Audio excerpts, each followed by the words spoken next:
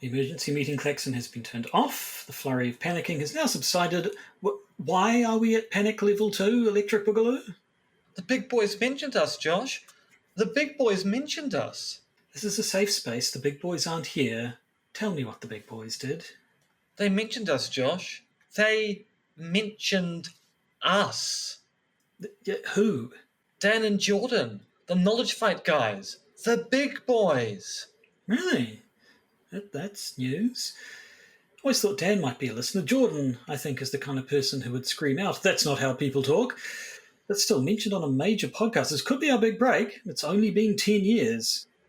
Well, it's not that they listen, or at least it's not that we can say that they listen, but we were mentioned in a shout-out. Why are they shouting us out if they don't listen to the podcast? Right. So one of our listeners joined their version of their Patreon to say that they learnt about their show by listening to ours. Ah. You don't seem very excited by this news. Well, I mean, let's just say that with every passing moment of explanation, the news goes from woohoo to woo. But the big boys, Josh. The big boys. It's hardly a ringing endorsement, is it? Being mentioned in a call-out. I mean, how many people will take that seriously? They have a huge audience. Probably less than 5% even pays attention to those call-outs. And of that, only 20% might bother looking up our... 20% of 5%, Josh. 20% of 5%. Yeah, hold on. Even if only 10,000 people listen to Knowledge Fight, which is a very conservative number, that would be 100 new listeners. And it only goes up from there.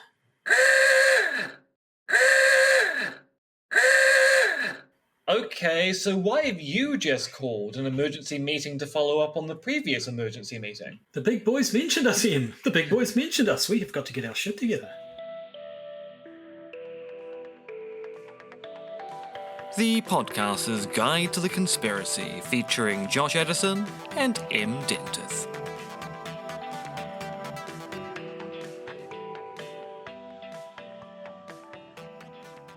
Hello, it's the Podcaster's Guide to the Conspiracy. In Auckland, New Zealand, I am Josh Edison, and in Zhuhai, China, this time it's personal. It's Dr. M. R.X. Dentith.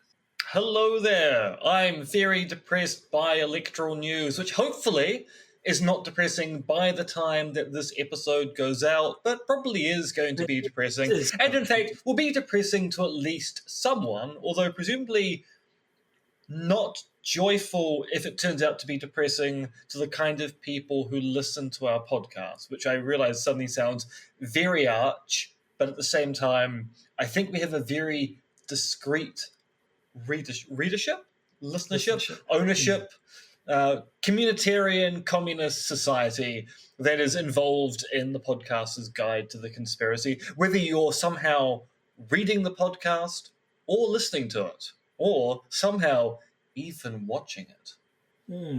See that, Josh? I actually saved that mangle with aplomb and dignity.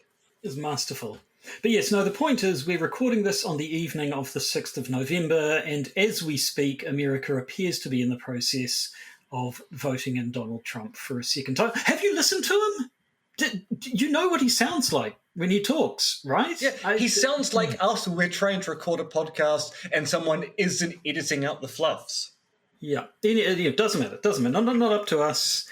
It's whatever's going to happen is going to happen. So, but that's kind of the worst part. As foreigners, i.e. as non-Americans, every 4 years we have to get to grips with America's truly stupid electoral system. And we have absolutely no say in how that system works. It is incredibly stupid, it's non-representative, and yet somehow the rest of us have to not only live with it, but live with the consequences every 4 years. And not every 4 years, the time between the elections. It's truly irritating. Truly irritating, especially when Americans make the wrong decision. Yeah, basically. Still, nothing we can do about it now. What have you been up to when you haven't been following election results? Submitting papers. That's what I've been doing. Sounds more interesting. I mean, it's its own particular kind of hell, and that every journal has a slightly different style as to how you're meant to submit a paper online. Now, the general gist is you submit an anonymized version of the paper and a non-anonymized version of the paper, and the anonymized version goes to the reviewer. But every journal has a slightly different standard as to how they want the anonymization to be done.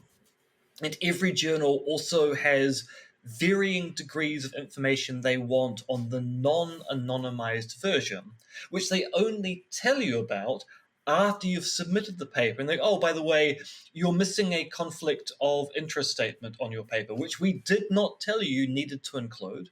So you put it in. And they go, oh, and also, by the way, now you've put the conflict of interest statement in, you're also missing X and Y. So you find out bit by bit all the things you were meant to include in the paper, which the journal never told you about, but editors seem to magically think you're going to intuit should be in the papers in the first place. Well, that sounds moderately painful. I mean, it's not as painful as an American election, but it is my own private Idaho, a state that went to Donald Trump. Yep. Anything fun then? Anything interesting at least? I can't mention the fun things I've been up to, Josh. This is a family podcast.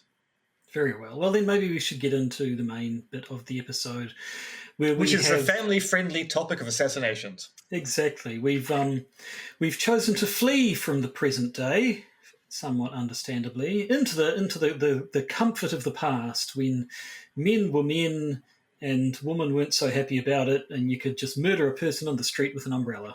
I mean, it's unfunny because it's true. Play a chime. I'm talking to myself now because I think I'm editing this one. Play a chime, Josh, and then let's talk about it. So, Josh, tell me about the Bulgarian umbrella. Well, we'll get to the Bulgarian umbrella. Let's talk about the person upon whom it was used. It's the latest dance craze that's sweeping the nation. Do the old Bulgarian umbrella. It's a good thing this isn't a visual medium, because here Josh and I, just doing the Bulgarian umbrella on camera, and you can't see what those moves look like. I assure you I am not. But yes, we're back to... Is this the Cold War? 1978, the Cold War. When did the Cold War end? Was that sort of 80s, 90s? I don't even remember. Well, I mean, some people date it to the fall of the Berlin Wall. Other people date it to the economic reforms in Russia, which is kind of late 80s, early 90s. It's one of those things, we know when it actually ended, but when it started ending is a whole different kettle of fish. And of course, various luminaries have claimed to be the people who precipitated the end of the Cold War. Ronald Reagan made that claim. David Hasselhoff has also made that claim. Two equally great political figures of our lifetime. Yeah, true. But no, so whenever it ended, we're definitely in the middle of it then, in the middle of the Cold War, and we've got a good old-fashioned spy assassination type affair. None of this drone strike crap. Back then, if you wanted someone dead, you needed to walk up to them and stab them with an umbrella. That was the only way of doing it back then. Guns hadn't been invited. No. Invited? No. Yeah. So they'd been invented, but they hadn't been invited to spycraft. No. As we know, the Chinese invented guns and gunpowder a long time ago, but no one had been invited to use a gun up until the present day. It's an unwritten and untalked about fact about Westerns. They weren't shooting each other with revolvers. They were shooting each other with badges. Which we didn't need. Yeah. No, what we're talking about today is the murder of Georgy Markov. He was a Bulgarian dissident writer and not beloved of the Bulgarian government at the time, and due to that he was unfortunately assassinated on a London street in 1978 by an operative connected to the Bulgarian Secret Service and the KGB. More on him later. But Mr. Markov, he was an author, he was a playwright, he was a journalist, and his various works, his books, plays, and articles, they were critical of the communist government of the time and of its current leader, Todor Zhivkov. Many of his books have been banned from libraries and bookstores in Bulgaria. He apparently after he eventually left Bulgaria, went to England and started working for the BBC, and he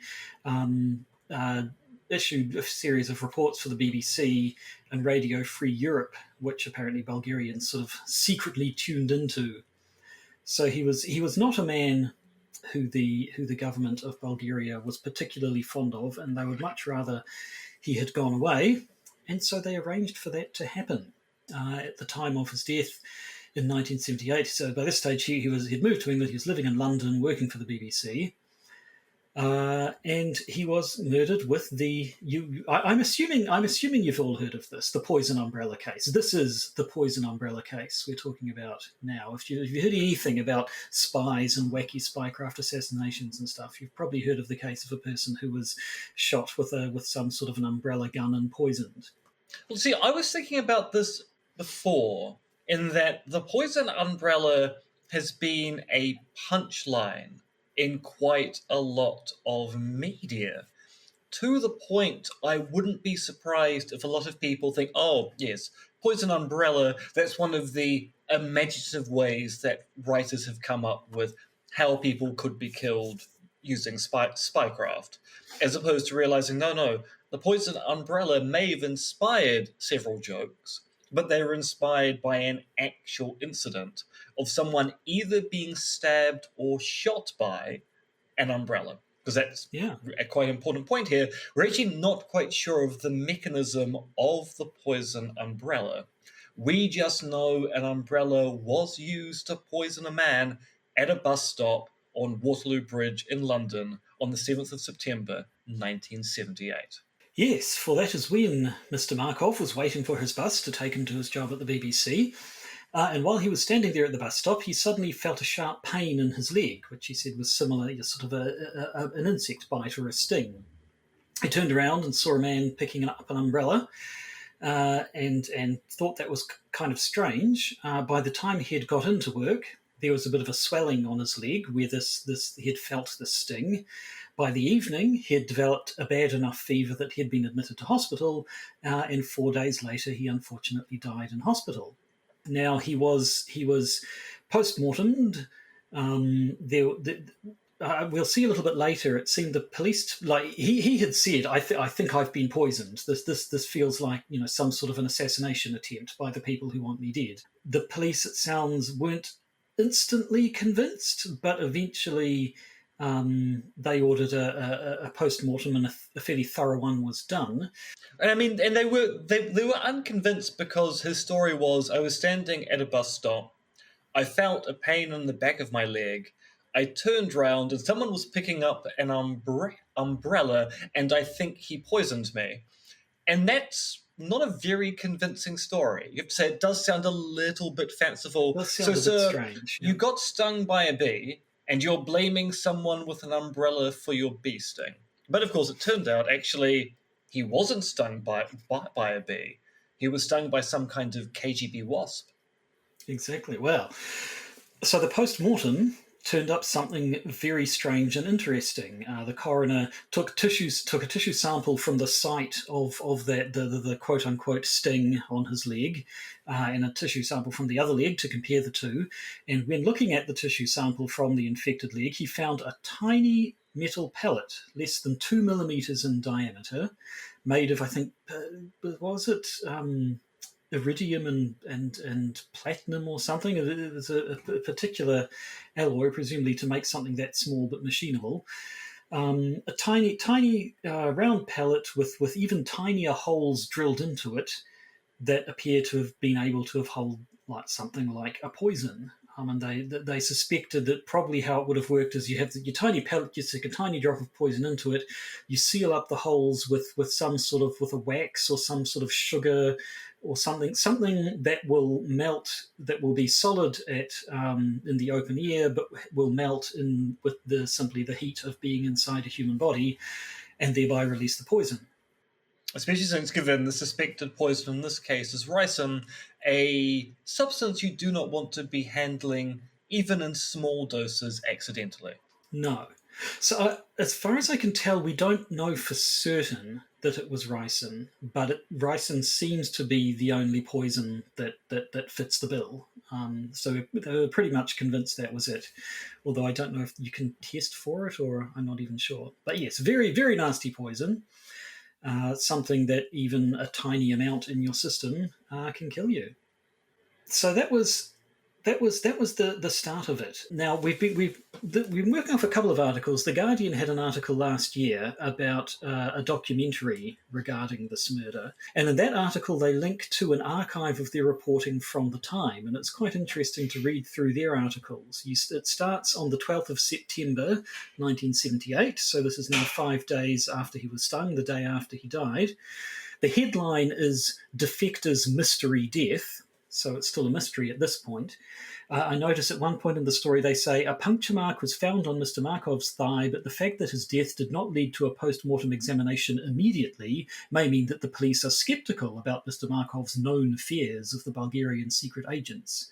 So, I mean, yeah, so it's a day later and the post-mortem hasn't been done yet, I guess. So, yes, it wasn't immediate. But of course, he is a kind of Bulgarian celebrity in the sheer fact that he was a known defector who had a radio presence on the BBC, and thus his death is kind of noteworthy enough to get reported upon. And that does make you wonder whether that was the kind of thing that made the police go, yes, well, I guess we probably should do a post-mortem then if the media is going to make a fuss about it. But so a day later, 13th of September 1978, they now have the article, Radio Talks May Hold Key to Umbrella Death. Post-mortem finds no natural causes. And in this one, they mention the whole umbrella deal. So they quote, Mr. Teo Lurkov, a Bulgarian who worked alongside Mr. Markov, was also one of the author's closest friends, said yesterday that Mr. Markov had told him in detail about the incident in which his thigh was pierced by an umbrella in the street outside Bush House.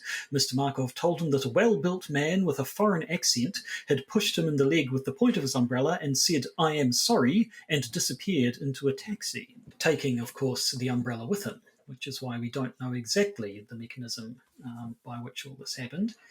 Now, so that was the 12th and the 13th of September. By the 30th of September 1978, the headline is now, Markov death, now a case of murder.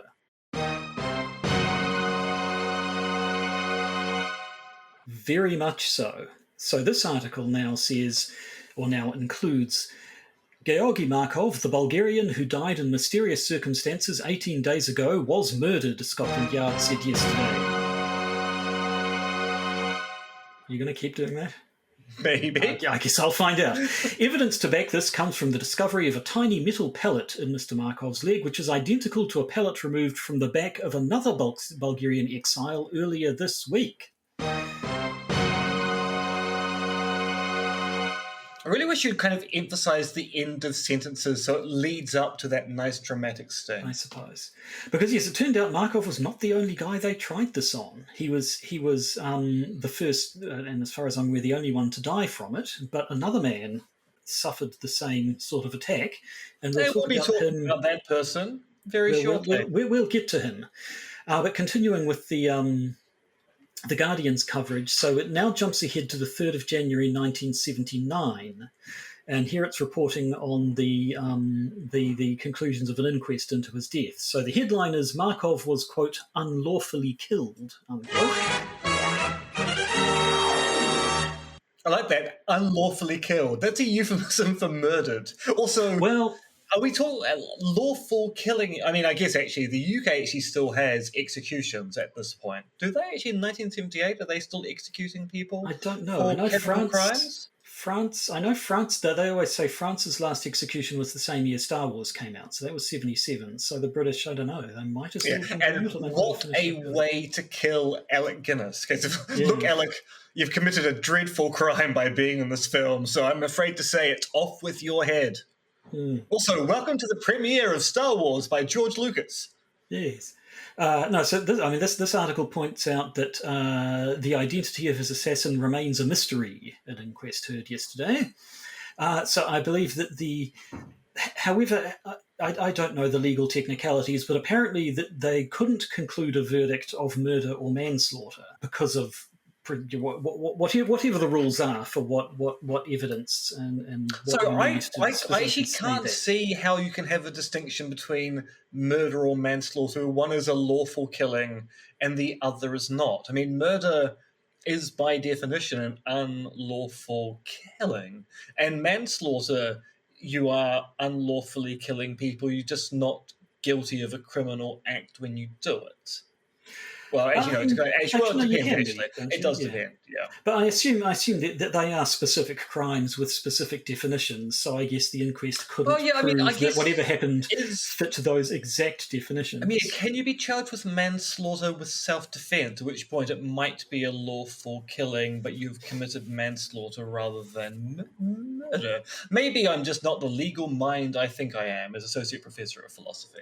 Yes, no, neither of us is a lawyer, so we would just have to take their word for it that unlawfully killed was the strongest wording that this inquest was able to conclude. And that's it for then. We then jump ahead all the way to the 20th of June 2008 with the headline Final Attempt to Solve Markov Umbrella Killing, which says Scotland Yard detectives have twice visited Bulgaria in 3 months in a final attempt to solve the murder of Georgi Markov, in which the Bulgarian dissident was jabbed with a poisoned umbrella while waiting for a London bus in 1978. So by 2008, they still hadn't officially solved it, and they never officially have, as far as I'm aware. Well, so here's the interesting part. In 2013, the Bulgarian government closed the case. So as far as they're concerned, it's an unsolved murder, but it's also not an ongoing investigation. That is not true in the UK. In the UK, it is still an ongoing investigation. And I guess that's because the Bulgarians have said, look, an expatriate was living in the UK, they were killed, there may have been some attachments to the Bulgarian government of the day, but all leads are exhausted, we are no longer investigating this case. Whilst the British are going, someone was killed on our soil, likely due to foreign interference, and therefore we will continue investigating it until such time that we get a satisfactory answer. So let's talk about this umbrella gun. Now, did you know you can see a reconstruction of this in the Spy Museum in Berlin, Germany? Yeah, I've seen a diagram of how they think it could have worked and a possible. And think how it could have worked really is the important part here. Because according to some accounts, we're talking about an umbrella gun, so something which actually fired a projectile.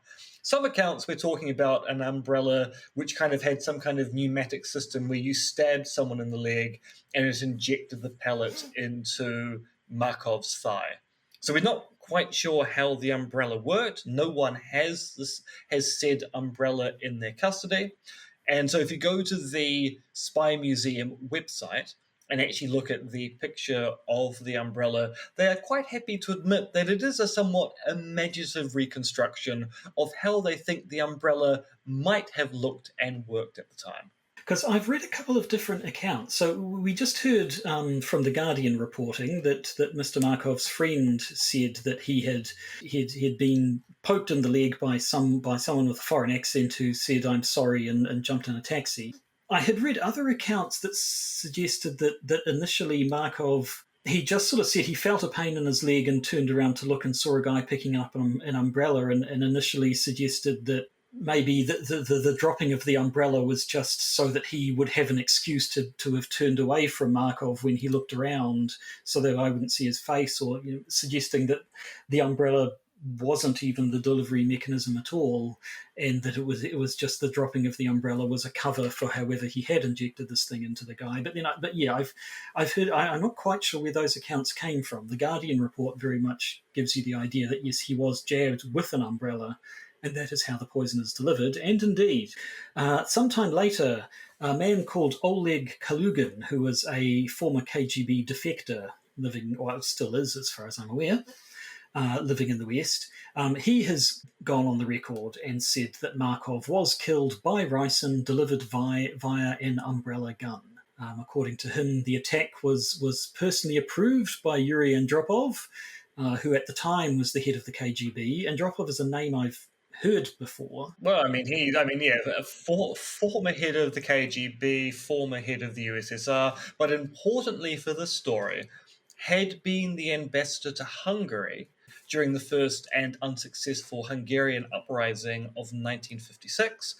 Due to his intervention at the time, so he basically asked Khrushchev to authorize Soviet military intervention, Andropov became known as the Butcher of Budapest, and he became very fixated on that particular attempted revolution in Hungary because he was aghast at how quickly it sprung up and how it was almost successful, and thus he became very interested in communist defectors living overseas. Yes. If he was worried that this might happen again, he'd want to head off anything that could precipitate it. So, according to Mr. Kalugin, the KGB helped with the sort of the preparation of the assassination, although KGB agents were sort of forbidden from actually taking part in it. So, according to him, he says, through the KGB laboratory, we transferred the poison that was then used in the umbrella. There was literally a milligram of poison, a small drop of ricin placed in a capsule at the tip of the umbrella. When the umbrella opened, it flew off at a distance of 3 to 5 meters, which is enough to prick someone. So he's talking about some sort of an actual projectile, or at least something that fires it out, certainly with enough force to break the skin and get inside, or break the fabric of someone's trousers and get into their skin. We'll return to that again, I think, when we talk about that other case. But the other interesting fact about this particular murder is the identity of the murderer himself, because we have an idea that there is a prime suspect. So in 2006, there was a Danish TV documentary called The Umbrella Murder about this case. And in that documentary, the prime suspect was an Italian-born Bulgarian by the name of Francesco Gulino, or possibly Giulino. I'm not sure. I've seen two different spellings. According to one article, he was known as Agent Piccadilly. It doesn't say who gave him that name. I assume that's a Scotland Yard code name. It certainly sounds like a British code name. I couldn't find some history for that particular name. So yes, presumably it was Scotland Yard or some police officer who said, look, our suspect is an agent of a foreign power. We'll call them Piccadilly because of their proximity to the Waterloo line. Yes, they just dropped that in there. Francesco Gulino, known as Agent Piccadilly. Anyway. So he sounds like an interesting fellow.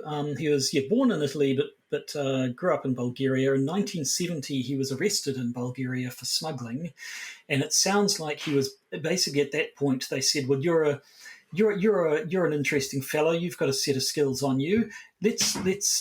Here's your choice. You can go to prison for a long time, or you can come and work for us as an agent of the Bulgarian Secret Service." And so that's which is how the secret services under the old communist bloc tended to work.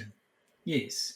So the Bulgarian government has files on him, which these days are visible. Yes, because actually after their revolution, which ousted the communist government, they made all of their security force or Securitate files publicly available. In fact, most of the former communist bloc countries did that, with the exception of poor old Romania, where the Securitate files just disappeared and are apparently still being used as blackmail material in local and national elections to this day. Huh. So in this case, the Bulgarian government's files on Mr. Gulino, they have a lot of information about his early training and information on many of the missions that he was sent on. They don't contain any information specifically from around the time of Markov's killing. Except that we do know he was in London. We know he was in London around that time. We don't know that from their files, apparently, yeah. So I'm not sure if it's a case of the communists knew that revolution was coming, their days were numbered, so they made a point of at least excising any information that would look bad for them. Or, maybe the later Bulgarian government thought, well, this is kind of an international incident, let's just not shine any light onto that. But either way, that information was in. But yes, as you say, there is evidence from sort of the passport stamps show that he was in London at around that time, and then a little while later in their files, there's reference to him being spotted by another Bulgarian agent in Rome and of Mr. Golino, I forget exactly what it was, giving him some sort of a signal, sort of holding up a newspaper or something. And it's not, the files don't say what the specific significance of that signal was, but it certainly sounds like a spy sort of covertly giving a mission accomplished sort of a sign to another agent. So, yeah, again, no hard evidence, but there is circumstantial evidence. And this was known. So by the 1990s, British authorities had come to view him as the prime suspect. He was picked up and interviewed in 1993 by Scotland Yard.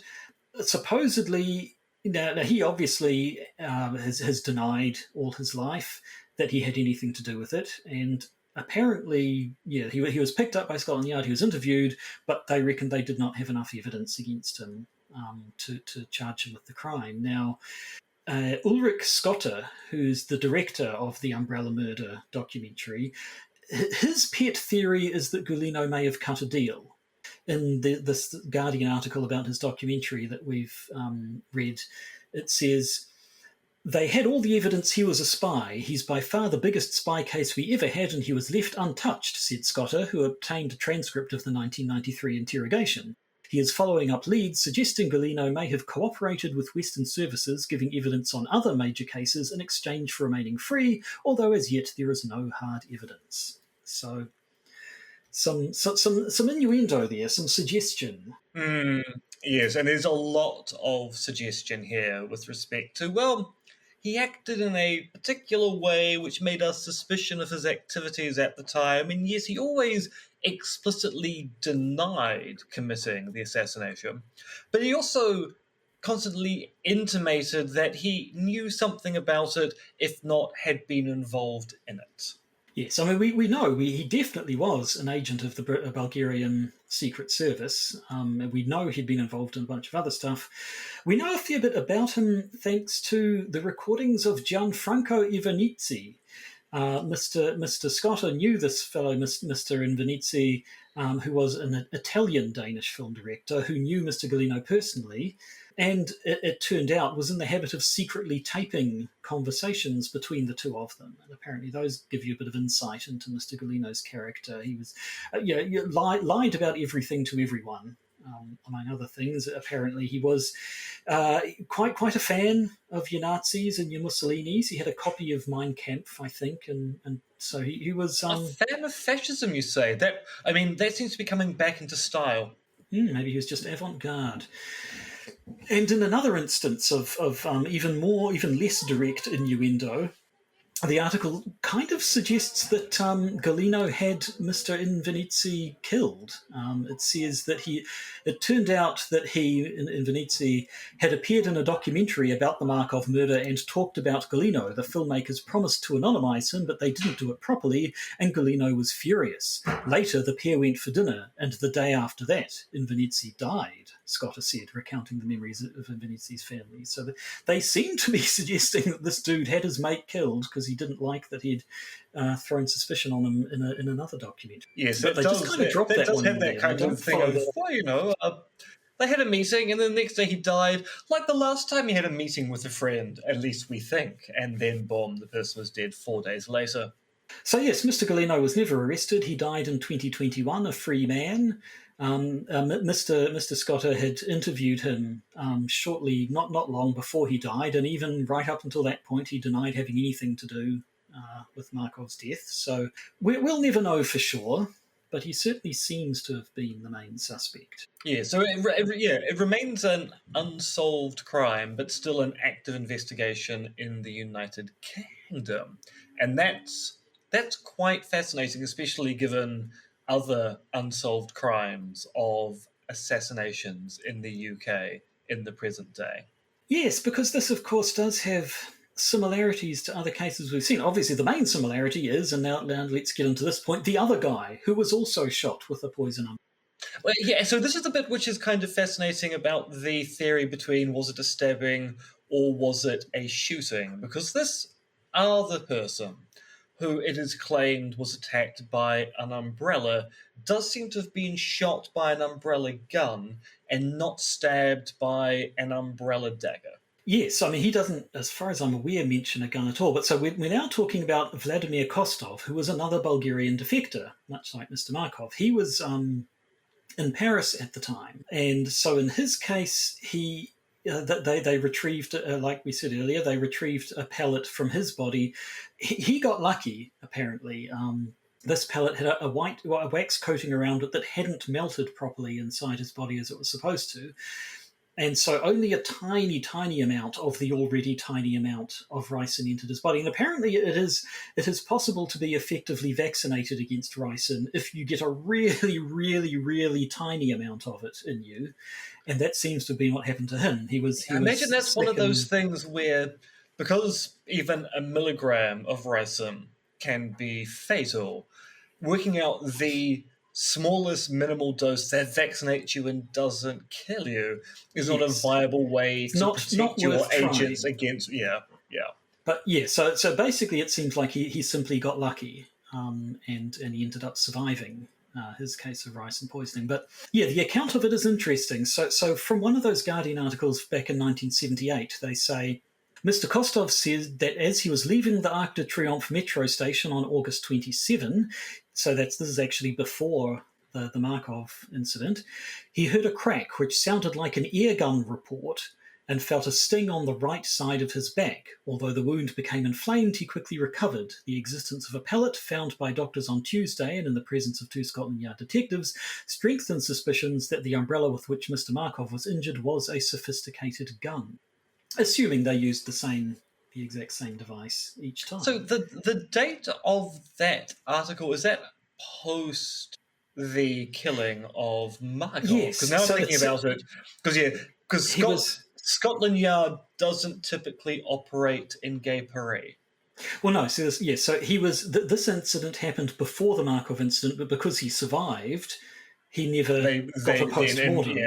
So it wasn't until after Markov had the post-mortem they found the pellet in him. So then they went to this other guy who'd reported something similar and said, hey, do you mind if we take a sample of that where you got shot? We sort of cut into your back and see whether you've got a pellet there. So So those are the two cases we know of, and I've not heard of any others. But of course, in more recent times, we've had some fairly high-profile poisonings of dissident expats. Obviously, Alexander Litvinenko with the polonium in his tea, and the Skripals, and those two other people who unfortunately were exposed to the same pathogen, Novichok. The Novichok in a perfume bottle. And these always seem like messages, because if you want to kill a defector, especially if you've read a large amount of spy fiction written during the Cold War, you do a simple breaking and entering, and you kill the person in the process, so it looks like a crime gone wrong.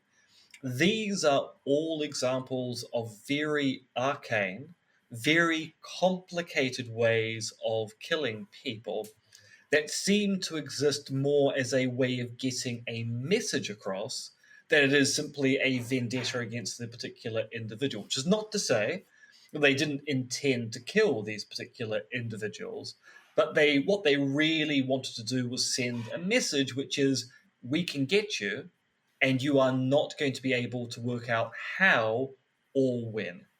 Until it's too late, Yeah, I mean, especially the case, it was like Litvinenko. How long did he survive? He spent weeks. I think 6 weeks or so. He was chelation in hospital, and the actual cost of killing him was in the millions, if not billions, of euros for getting that amount of polonium to put into his system. So it was an extraordinarily expensive assassination. Yeah, and specifically designed so that he could sit in his hospital bed for weeks at a time saying, it was definitely Putin who did this, Putin killed me. Yeah. And I mean, in Markov's case, and of course with Kostov's case, they had to actually invent an umbrella gun. Yeah. I mean, you can't just buy one of those off Taobao. You have to build it yourself. Yes, so And a this lot is of effort went into these pre-internet. sorts There's of no things. WikiHow showing you how to build an umbrella gun back in 1978, and presumably, actually, they're building this in 1977. Yes, yeah. So it very much is a case of, they wanted Mr. Markov's death and ideally Mr. Kostov's death, although that unfortunately for him didn't work out, to serve as a message, I guess, to other Bulgarian defectors that just maybe you're next, unless perhaps you keep your head down and stop criticising the Bulgarian government. And that, I think, is all we have to say about the case of the umbrella gun poison murder case. The case of the Bulgarian umbrella, not just a dance craze, a way of killing your victims. So, we're going to bring this episode to a close, but that's not all. We, of course, will record a bonus episode for our patrons who would never, ever poison you with an umbrella, although I'm fairly certain that if any of us were to try to poison one of our patrons with an umbrella gun, it would have no effect. Their just inherent goodness would shield them. They're immune to ricin, is what I'm saying. Become a patron of the Podcaster's Guide to the Conspiracy. Ricin will no longer have any effect on you.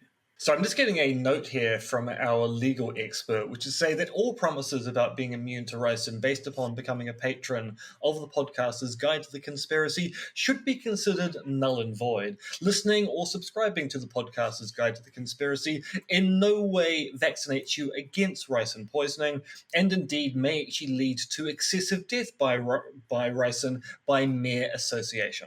All I can say is, as far as I'm aware, none of our patrons have died of ricin poisoning yet. So draw what conclusions from that you will. I mean, I'm not even willing to go that far, actually. I really, really can't go that far. Right. Well, whatever. Whether or not they're immune to ricin, they are definitely not immune to getting a bonus episode, because we're going to record one for them. I guess we have to talk about what's happening in the US right now. Yeah, although we've got a little bit of a... We've got some other stuff. Yeah, an amusing aside, but yes, at time of recording, Trump has won Pennsylvania and is now 267 votes to Harris's 224. You need 270 to win. It seems very likely Trump is going to exceed that margin and become the next president of the United States of America, or depending on how you want to phrase it, once again the president of the United States of. Oh, that's going to throw off the count by 2 now, isn't it? Because there's the whole thing. Yeah. He's going to be, because there was 45 and 47. Yeah, and because there was also there was one of them was like Grover Cleveland. One of them also had non-continuous terms. So now there have been 2 times more presidencies than there have been people who were president. Which just, whatever the case, it's bad news for people in general. Although it's good news for those of us working on conspiracy theories, because let's say it. If Trump becomes president, there's going to be a lot of conspiracy theories. There's going to be a lot of conspiracy theories. Probably a lot of conspiracy also. So anyway, I mean, that's often what generates the conspiracy theories, unfortunately. So that'll do for now. We're just gonna go and soak it all in, I guess. For the rest of you, you can go do whatever it is that you do, and if you're a patron, hopefully that's you listening to the bonus episode. Either way, goodbye. Goodbye. The Podcaster's Guide to the Conspiracy stars Josh Addison and myself, Associate Professor MRX Dentith. Our show's producers are Tom and Philip, plus another mysterious anonymous donor. You can contact Josh and myself at podcastconspiracy@gmail.com, and please do consider joining our Patreon.